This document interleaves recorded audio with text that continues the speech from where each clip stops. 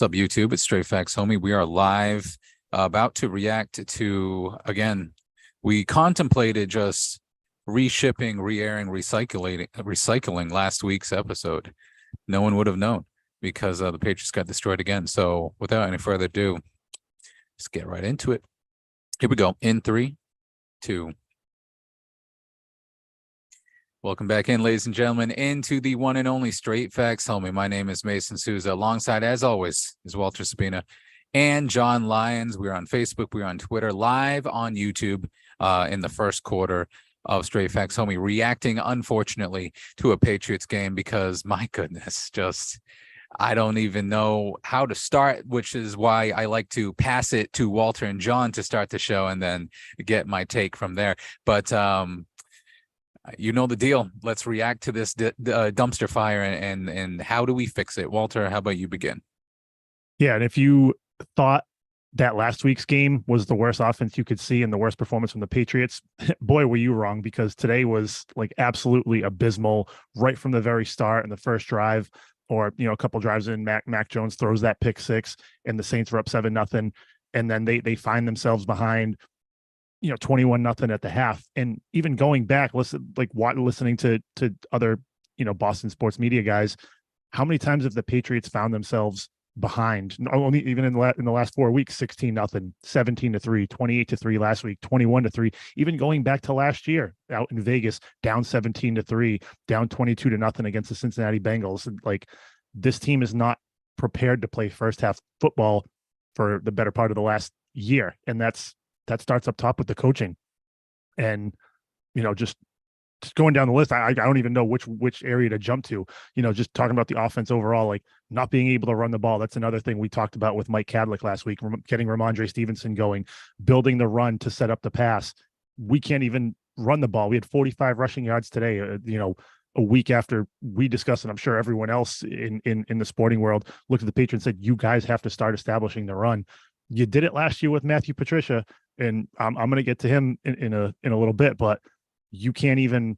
Ramondre Stevenson, 8 carries, 24 yards. Ezekiel Elliott, 8 carries, 21 yards. And I know you fell behind, so you were running the ball a little bit less because you had to try to get back into the game, but you can't even make simple passes. Mac Jones can't sit back there because he doesn't have the protection. He can't throw a ball standing in the pocket against a 4-man rush.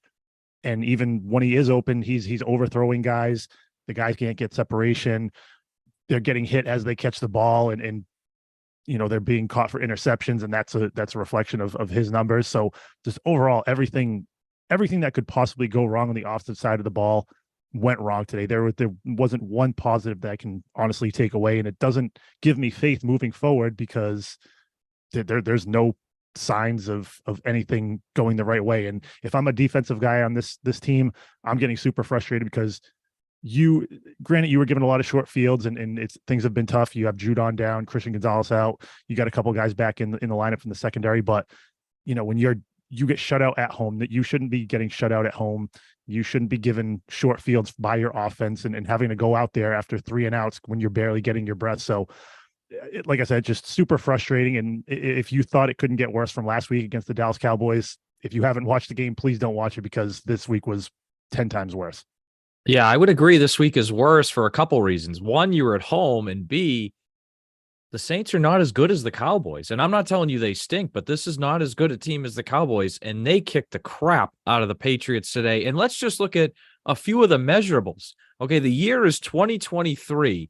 Rules are set up for offense to be good, and the Patriots today had 156 total yards, 8 first downs, 1 of 14 on third down. And here's the thing. Their red zone percentage didn't get any worse, guys, because they never made it there. They didn't even get to the red zone. So, look, this was I would go beyond saying this was a frustrating performance to this was troubling. And why I say troubling is I asked the question last week, is Mac Jones a front runner? Because the evidence shows that he has been. And this week, 1 turnover that goes against the Patriots, and the entire offense turtles, and they do nothing the rest of the game. And now it's kind of expanding, right? So the offense was abysmal today, just like it was last week. But then we saw multiple special teams mistakes this week, right? Jabril Peppers had trouble fielding punts. Chad Ryland, the only time they even got close to scoring, Chad Ryland missed a field goal. They didn't punt the ball well. Bryce Behringer has the lowest net punt average in the NFL, at least as of earlier today. So the special teams start, which again, I think has been better this year than last year, but they started to make mistakes today. Defensively, especially on that second New Orleans touchdown drive, you really felt the absence of Matt Judon and Christian Gonzalez, where the Saints just got chunk passing plays right down the field to go up 21-0. And it just feels like these mega problems with the offense that we've seen are starting to infect other parts of the team. And the really troubling part for me, guys, is they're not getting any better. Like usually this time of year, right? You think the team would be getting better. They scored 20 points in week 1. That's the most points they scored on offense. We make fun of the New York Jets. The Jets scored more points today than the Patriots have in their last 3 games combined. I mean, this is a bad state of affairs for this Patriots offense. And the other troubling thing to me, not really a lot of avenues to fix this. And look, obviously, I think they can be better than scoring 0 points, but your offensive line is still getting pushed back. It feels like almost every play. Your running backs are running inconsistently. Your receivers are having a ton of trouble getting open. Juju Smith-Schuster and Mike Gesicki have been total busts so far as free agent signings. Your quarterback is turning the ball over constantly and just making bad decision after bad decision, followed by overthrows on top of it. And I just don't see how they fix this to the point where they can be a good offense or even an average offense at this point. I mean, they have a lot of problems right now, and some of them I think we maybe saw coming, in the spring and in the summer, but then there's some that are, I think, beyond even what the biggest Patriots hater would anticipate them being this bad over the last couple of weeks. All right. That about sums it up. Goodbye, everyone. Yeah, Patriots season is over. What is there else to say? See you guys at the combine. When is the draft again? Yeah, be ready for that two-part episode next year. I'll say 3 things. Keep it short on my first go around here and pass it back to you guys. We usually do the panic meter segment early on in the season with Straight Facts Homie. I am beyond panicked at this point. I am at the point where I'm like, there is no fixing this season. Back-to-back blowout losses, perhaps the 1 and 2 worst losses under Bill Belichick in consecutive weeks, is dysfunctional. Isn't even a word that correctly characterizes it. It's a team that doesn't want to be out there. And Mac even said in the post game, like, if that is, a shot at anyone, himself, the coaches, the team itself, just saying like, we were not ready to go. How can you not be ready to go after getting embarrassed a week previous and getting embarrassed at home? Back-to-back weeks is absolutely disgusting. That is not a Patriots team that we are used to seeing. That is not a Bill Belichick-led football team that we're used to seeing. Absolutely embarrassing. And like, Walter, you mentioned something about like the defense having to be, if the defense could stop someone, maybe they would have a case of being frustrated with the offense. But, to the point of, you lose Devin McCourty, a leader in that locker room. You lose other leadership pieces a few years ago, like with Julian Edelman. You're whittling down. Matthew Slater probably needs to come out and reach his inner Tony Robbins to bring this team together, because I would not be surprised if we hear infighting this week, because that's a couple pair of losses. Matt Judon obviously is now not on the field for who knows the rest of the season, being on injured. Actually, not yet. Who knows if he will be on injured reserve. Christian Gonzalez, the young rookie corner, is on injured reserve. Who knows how long he will be out for.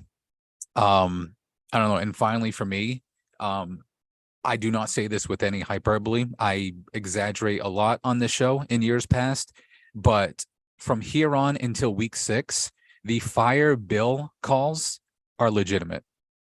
Bill Belichick should be so far on the hot seat that he can feel it, because that is a disgusting performance. He built this. He built this house. He brought in the coach. And again, like, you think about, I don't know, Robert Kraft maybe made the call to bring in Bill O'Brien. We can talk about that if he's to blame at all in all this. I'm sure everyone has a piece of pie to blame, but you guys mentioned it. It starts, I believe, with the coach. not having this team the ready, especially in this back-to-back weeks. 3 points in the last 2 weeks, 3 points in the last 30 drives. Disgusting performance from the Patriots. 5 weeks in, Patriot season is over. Yep. And I'm willing to concede that. You said after week 1, Mason, that like this is who the Patriots are. This is the type of games they'll lose. Granted, the last 2 weeks have been, very surprising in terms of what they're coming out and doing on the offensive side of the ball. But, last week with Mike Cadlick, he was saying how Mac Jones was saying the offense is close. I want to know what they consider close is, because these last 2 weeks haven't been anything close to resembling even like a high school offense, because they can't make the simple passes. And you bring in Bill O'Brien as an actual offensive coordinator, and we were all happy. We're all over the moon because of that. But then when you look at the talent on the roster, you can't run this dynamic offense because the players don't live up. You don't have the guys that can create separation. You don't have the linemen that can protect the quarterback to do this. So when I brought up Matt Patricia earlier, going back to last year, and again, I say this with 100% seriousness, Matt Patricia would have this offense playing better, because last year he saw the limitations with the talent on the team. So he said, we'll just, line up I formation, single back. We'll just pound the run. We'll have Ramondre Stevenson run the ball 30, 35 times, because we have to keep it simple. And even when Mac Jones was throwing the ball, they were all checkdowns. That's why Ramondre Stevenson had over 400 yards receiving, because you couldn't go downfield to guys like Nelson Aguilar. Devontae Parker wasn't in the lineup. Kendrick Bourne wasn't even in the lineup because he was in the doghouse. The only real receiver we had on the team was Hunter Henry. So he kept it simple, and we won 8 games. Think about that now. We would love to have 8 wins as a Patriots fan right now, but I don't think we're even sniffing 8 wins with Bill O'Brien as our offensive coordinator. And that's through no fault of Bill O'Brien. It's just the lack of talent we have across the offense. And that starts at the top again with Bill Belichick not bringing in the guy. Okay, we'll get people off my back. Now we got an offensive coordinator, but now you've got to bring in the correct talent to suit Bill O'Brien's needs and wants for the talent he wants on his offense. So, again, like, I'm not going as far as the fire Bill chance yet. I would say that the seat is getting very, very warm to hot at this point, but the talent is so bad, and we're not going to get any better. Like, they're not close. It's not going to get any better moving forward. I'm with Mason now. This is who they are. It's going to be a struggle of a season, and we'll have to see what they do in the offseason. And it all starts at the top with Bill Belichick. Yeah, and guys, we've been talking about this since we did our off-season shows, and that the Patriots just did not invest enough on the offensive side of the ball. I mean, you look at this year, their defense has given up 102 total points, which in 2023, with the way the rules are, that should probably be good enough to get a winning record. The problem is their offense has scored 53 points while giving up 29 of their own. So the offense is killing them. Not like they've scored 53 points and allowed 29 off turnovers, and your defense only giving up 102. Like, 102 should be enough to win. And we went over this, I know, before, but week 1, you give up 18 points to the Eagles when you're playing defense. Week 2, you play a Miami team that scored 36 the week before and 70 the week after, and you give up 24. You lose both of those games. The Jets game, you only give up 10 points. You score 2 of your own on defense, and you barely win, right? Last week, the defense only gave up 2 touchdowns to the Cowboys, and the Patriots got blown out by 35 points. And this week, granted, defense was not as good this week, but still, the offense gave up a pick 6, and they had so many 3-and-outs that the Saints had 39 and a half minutes time of possession. And one of their touchdowns was on a short field that they did score. I mean, if I'm a defensive player on this team, it's beyond angering and annoying and frustrating. Like, it's at the point where you look around and say, we have to hold teams to 3 points or less, or else we're going to lose every week. And it's just, we talk about the roster, and they invested on defense, and the defense is good. They invested on special teams. The special teams was not good today, but it's been better than last year. They didn't really invest on offense, and the offense has been terrible. I mean, outside of Bill O'Brien, look, they signed Mike Gesicki, who I liked and so far has been a bust. They signed Juju Smith-Schuster, who I also liked and so far has been a bust. But, I mean, it's sad to say this team could use Nelson Aguilar right now, but they could use Nelson Aguilar and Jacoby Myers right now. And by the way, Jonnu Smith had a good game today, but I don't blame them for that. But point is, they haven't made the investments on offense outside of Mac Jones in the first round and Cole Strange in the first round. They haven't made a lot of investments on offense over the last 4 or 5 years, and Hunter Henry too. So when you make 3 major investments on offense that work, and now one of them in Mac Jones isn't even working, that's where you find yourself. You're listening and watching to Straight Facts Homie as we reacting, as we'll do one more go around here to the Patriots blowout loss 34-0 at home. Talking about Jacoby Myers, the Patriots will face old friend Jacoby Myers next week in Las Vegas. Josh McDaniels, Jimmy Garoppolo, Patriots of the West. We'll see if, I don't know, there's some kind of happiness that comes out of there. I'll say one thing and then I'll pass it back to you guys for one more go around. Mac is not the answer. I'm there at this point. I think Zappe is kind of the same quarterback. I've heard a lot of chants for Will Greer in practice this week. I want something completely different. Let me see the kid. Let me see Malik Cunningham. You know, what do you have to lose at this point? You know, I would say, and I was going to say this at the start of the year and I held back and I'm kicking myself because I didn't.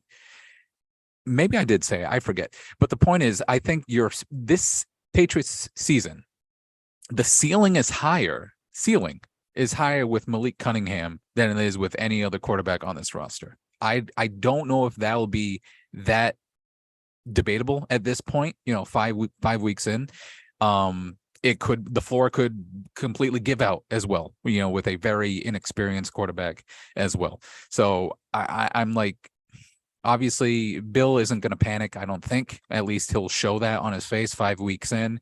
A lot of things can change in the NFL, but we illustrated it over the last 15 minutes. This is who they are, it seems. There is no flip to switch. And I said that same phrase last week. There is no switch to flip to switch, whatever. With the Patriots, this team, this season, there are issues in every single facet, every single side of the ball of this football team. Almost needs like some kind of culture shock. Not that I don't think the culture is bad by any means. It's not like a Washington football team situation, Commanders, whatever, but something drastic needs to be changed, whether it's heads needing to roll, new decision makers, things like that. So the one thing I'm looking at for this week, I at least want to see eyes on a young quarterback, because Mac needs a rest or a break or a reset of some kind, because if we see this again in a third week in a row, yeah. That's all I'm going to say.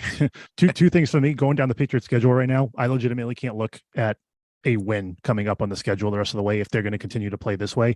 And the one thing I'll say is if you want to make a change, just give you've got Ramondre Stevenson and you've got Ezekiel Elliott. Go back to what you did last year. Just pound the ball, run the ball 40, 45 times a game. You'll control the time of possession. If your defense can play well for say 20 minutes of the game and stop the opposing offenses, and you just continue to pound the run. I don't care if it takes you 3 downs to get a first down rushing. Let Ramondre Stevenson run the ball 30 to 35 times. Let's go old school, early 2000s football, like Jamal Lewis on the Baltimore Ravens. Have Ezekiel Elliott run the ball 10, 15 times himself and just start to establish this run, because we're getting into the situations that because of Mac Jones throwing the ball. Let's actually establish a run and see what happens. It worked against the Jets. We got our win because we had over 150 yards rushing. Let's go back to simple football, running the ball, and see what happens there. And I said it in last week's show. I'm going to say it again. Run the ball, establish it. I don't care how long it takes, how many carries it's going to take. If you have to punt the ball and have your defense get a stop, go do that. But establish the run. I don't care if you're behind 10, 14, nothing. Do that, and I think good things will happen. Yeah, Walter, I want to agree with you so much on that, but what gives me pause is they averaged 2.5 yards a carry today, and that's been an issue all season. Like, I agree with your premise of if Mac's going to be this bad, just run the ball. Yep. But even that, I don't know with how bad they're run blocking. I don't even know if that is a real. So I mean, they won't get blown out as bad, but I don't even know if it's a full solution to winning games. And guys, just if we zoom out for a minute and look at this Mac thing, 23 months ago in November of 2021, he was one of the front runners for Rookie of the Year, leading a team that made the playoffs. Now he's been benched in back-to-back blowouts. The offense that he leads has not scored a touchdown in their last 10 quarters of football. They got shut out today. And we're at the point now where I'm starting to get on the side of don't even pick up the 5th-year option after this year and maybe look elsewhere. And usually the 5th-year option, it's not a sure thing in the NFL, but with quarterbacks, a little bit more of a sure thing just because of how expensive they can be. But I mean, if this is what, and it's just it's not just bad decisions. It's like catastrophic turnover after catastrophic mistake. I mean, it's like every time he turns the ball over, it goes the other way for a touchdown. And that's not even hyperbole. Like, it happened twice against Dallas. It happened again today. And even today, I mean, he was throwing to Devontae Parker those supposed 80-20 balls, which I think maybe they meant 80% incomplete and 20% caught. But it's like he's underthrowing those balls, and Parker's still getting smoked on those routes, by the way. That's an underplayed story going on right now. They gave Devontae Parker a raise and an extension, and he has done virtually nothing for them this year, while DeAndre Hopkins has been playing pretty darn well for the Tennessee Titans. But it's just to see how far he's fallen. And I know part of it is the Patriots' fault and what they did with Patricia and Judge last year. And I know it's their fault too, and what they have around him, but just him individually and some of the awful decisions he's making. I mean, they're getting close to a point here where he's not going to recover. And so they're either going to have a new quarterback next year or look in the draft for a guy to develop for a couple of years. And it's too bad because they invested a first round pick in him. He showed so much promise, but I mean, he's getting to the point where he looks like Sam Darnold on the Jets. Like, that's kind of where we're getting. And I hate to say it, but it's just the last 2 weeks. If I put up his film versus Sam Darnold on the Jets, I don't think there would be that big a difference, unfortunately. So the clock is really starting to run out on the Mac Jones Patriots partnership if they can't get back on track very quickly. What was one of your tweets, John, earlier in the game? You said you're starting to believe the Patriots made a deal with the devil the last 20 years, and now it seems like how, you know, how 25 things you need to go right in the 28-3 comeback. It seems like they have 25 things that are completely wrong. Yes, all 25 go wrong now. Yes. And catastrophically wrong. Not even like, right. Hey, you get sacked. No, you get sacked, strip sacked, and then it goes for a touchdown. Like, there's no. They can't even suck at a reasonable level. Like, it's like just, it's tough. And again, not to belabor this point, it's going to be tough to play defense for this team. I mean, they're out there playing well in every game defensively, and your offense just can't score. I mean, that's got to be tough. Put that on a t-shirt. They can't even suck normally. Like, they got to catastrophically suck. Let's look at these comments in the chat real quick as we thankfully move on to the second quarter of Straight Facts, so we can talk about everything else in week 5. Shane here, instead of the Buffalo Bills, it's the New England Patriots that are the joke of the AFC East. Yeah, unfortunately, that's the case. And Jason here chiming in, not wishing for Matt Patricia, but I'm getting close to wishing for Belichick to be out, as we talked about a little bit here. If Cole Strange is his idea of an investment on offense, then I don't want him drafting for that side of the ball.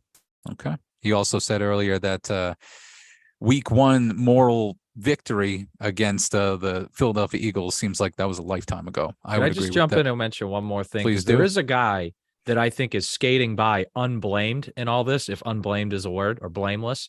Matt Groh. He took over the draft board in 2022, and there was a lot of hype that after Dave Ziegler left, and by the way, 2021, I know Mac doesn't look good now, but that was a solid draft, and there was a lot of, hey, there's this collaborative approach. Mac Groh is going to have a big voice. Cole Strange is having trouble staying on the field. Tyquan Thornton can't stay on the field. Marcus Jones was good, but got hurt. Jack Jones was been, arrested and may play, may not play this year due to injury. And then you look at their rookies now. Gonzalez is a legit home run, and Keon White's good, but then you draft a kicker and a punter in the 4th round instead of getting more offensive tackle help. The young offensive linemen they've drafted outside of Antonio Mafi don't look good. So like I feel like, and I know it's Bill's operation and Bill makes the final call, but I mean, we were told a few years ago that there was going to be a more collaborative approach and that Groh was going to be the guy after Ziegler left. And I think he's just, again, I mean, there's culpability with everyone involved building this offensive roster. And one more thing for me too as well. Just going to special teams units. John, you mentioned how the Patriots drafted a kicker in the 4th round. I was going to say the same thing. Saints rookie kicker, undrafted. So you can wait till the end of the draft and find a kicker. You don't need to draft one because that's another draft pick that could go towards a position towards developing a few years down the line. But here we go. We got a rookie kicker that's already missing field goals when we could have probably found one after the draft, and you drafted depth at a different position. Oh, yeah, and the former Patriots kicker is 12 for 12 on the year. Nick Joe Folk. Cardona, sneaky, having a lot of problems long snapping too. That's another guy they gave an extension to. I know it's small money. I know it's small money, but who's the 4th string gunner? I bet he sucks too. I bet just the entire team. Their 2 gunners are good. Schooler and Slater are good. All right, that's enough. They of got that. those right. Well, the Patriots fall to 1-4 on the season, and it seems like it's over. But we'll be back here next week to talk about them. Thankfully for us and everyone else, we'll move on to the second quarter, talk about everything else in Week 5 on Straight Facts Only.